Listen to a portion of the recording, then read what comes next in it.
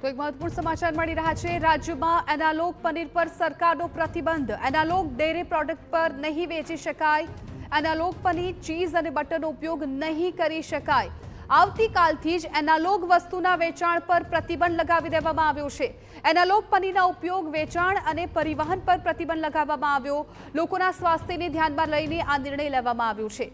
તો અગાઉ મહારાષ્ટ્ર સરકારે આ નિર્ણય લીધો હતો, ત્યારબાદ હવે ગુજરાત સરકારે પણ આ નિર્ણય લીધો છે કે જ્યાં એનાલોગ પનીર પર પ્રતિબંધ લગાવી દેવામાં આવ્યો છે। એનાલોગ પનીર અને ચીઝનું પરિવહન પણ નહીં કરી શકાય અને આવતીકાલથી જ આ નિયમ લાગુ પડી જશે। એનાલોગ પનીરના ઉપયોગ, વેચાણ અને પરિવહન પર પ્રતિબંધ લગાવવામાં આવ્યો છે।